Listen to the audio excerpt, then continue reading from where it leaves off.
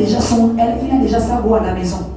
Et puis il te dit que si tu veux le deuxième bureau, et puis toi aussi tu dis ok, j'accepte. Vous, ça vous choque. Vous faites semblant d'être choqué. C'était même notre voix, vous êtes le troisième bureau. Mon ami, c'est un problème d'identité. C'est ça. Parce que quand tu connais ta valeur, tu dis ah bon? Oh, mais c'est que tu ne sais pas ce que tu perds. Se retrouve dans le futur.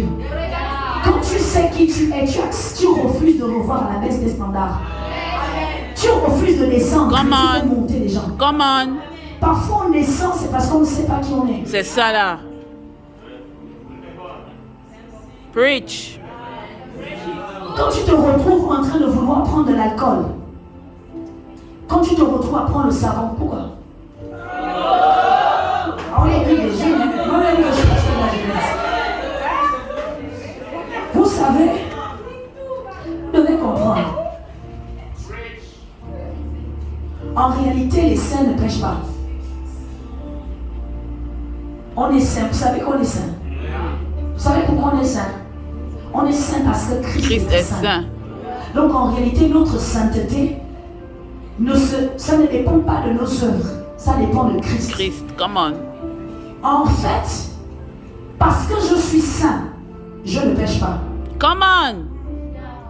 Ce n'est pas parce que tu ne pêches pas que tu es saint ou sainte. Mais parce que c'est parce que je suis consciente de mon identité que je ne fais pas certaines choses. Donc beaucoup d'entre nous dans l'église, quand on pêche, on tombe, on te délivre de l'alcool, on te délivre de la masturbation.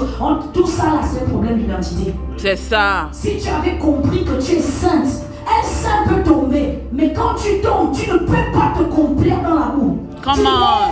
Ce n'est plus ma ce n'est plus ma place. Comment? C'est comme quand on se salit, pourquoi on va se laver? Quand on se salit, on va se laver parce qu'il faut qu'on réalise on est ça, sale. c'est pas bon. Ouais. C'est pas normal que tu es maintenant Jésus, tu es toujours là, tu te complais dans les péchés d'avant. C'est pas normal, ça peut arriver que tu tombes parce que la Bible dit 7 fois le juste tombe, mais 7 fois il se relève. Donc la place du juste n'est pas par terre. Je ne sais pas à qui je m'adresse, mais c'est pour quelqu'un. C'est pour quelqu'un. Et c'est ça, j'aime ce matin. Mon thème, c'est je monte sur l'autel. Vous savez, et je vais délivrer quelqu'un ce matin. Si tu es béni, acclame Dieu.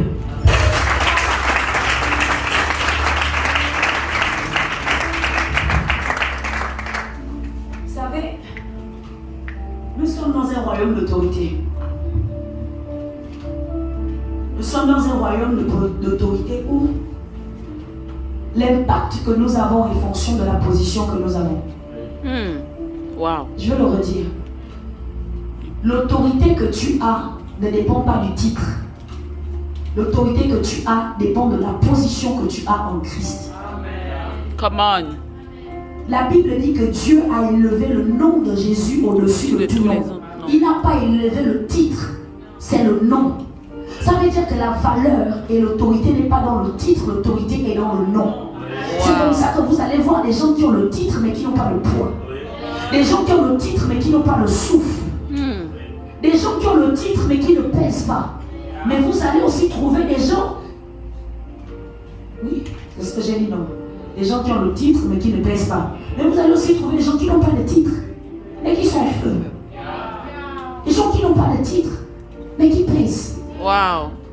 Quand la personne parle, tu te dis que Nicodème va voir Jésus de nuit. Nicodème était un docteur de la loi. Il dit, Maître, nous savons que tu es un docteur venu de Dieu. Jean 3. Car personne ne peut faire ce que tu fais si l'Éternel est avec lui. Nicodème est dérangé. Parce que Jésus n'a pas de titre, mais Jésus fait des choses que lui qui a le titre ne peut pas faire. Et donc, Nicodème a du mal à appeler Jésus, Jésus. Il dit non, tu es un docteur de la loi, tu es un docteur venu de Dieu. Parce que ça que tu fais là, moi-même j'ai le titre depuis des années, je ne fais pas ça. Je dis, quand tu es un jeune assoiffé, quand tu es un jeune en feu sur l'autel, tu n'as pas besoin de titre pour aller évangéliser. Tu n'as pas besoin de titre pour que les miracles t'accompagnent. La Bible dit, voici les miracles qui accompagneront ceux qui auront cru. Pas voici les miracles qui accompagneront les pasteurs. Pas voici les miracles qui accompagneront les prophètes. My God. Les miracles accompagnent ceux qui croient. Est-ce que tu crois? Où sont les miracles qui t'accompagnent? les âmes que tu emmènes dans la maison, où est ton mouvement? C'est pas le titre. Quand je me suis mariée, fais ce petit témoignage, ça va oublier. Quand je me suis mariée, j'étais complexée. Comme certains ici là. C'est pourquoi le témoignage va oublier. Je me suis mariée à 25 ans. Comme Kétia. Tu es mariée à quel âge? 23 ans. Tu vois, il s'est marié même plus jeune. Vous voyez, c'est Dieu qui fait ça. On se marie jeune. Aujourd'hui, j'ai 12 ans de mariage. Vous voyez, non?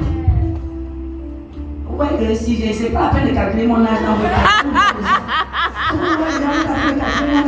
Laissez-moi tranquille. Je suis jeune, même si vous ne nous entendez pas. Quand je me suis mariée, j'étais complexée parce que je voulais me définir dans le fait que j'étais la femme du pasteur. Et donc pour moi, les gens devaient me valoriser, les gens devaient me respecter parce que j'étais la femme du pasteur. Et donc je voulais me cacher derrière la position de mon mari pour prétendre à recevoir le fait reçoit l'honneur. Et je pensais que c'était noble, mais c'était du complexe. Et beaucoup d'entre nous ont fait ça. On essaye de s'attribuer des titres. C'est comme ça, tu vas voir un jeune qui n'a même pas été consacré. Ministre tel, prophète tel. Qui t'a envoyé? Qui t'a établi? Tu n'as pas besoin de titre pour être. C'est comme ça qu'un jour, mon mari m'a donné un livre qui s'appelle, le livre c'est « Nul besoin d'un titre pour être leader ». Et il m'a dit, ma femme, tu n'as pas besoin d'un titre pour être. Tu as juste besoin d'être toi. Come on. Et c'est lui qui m'a dit, la valeur n'est pas dans le titre, la valeur est dans le nom. Je prie que Dieu rende ton nom grand. Amen. Quand on dit Sharia Baouka, quand on dit Karel en Noué,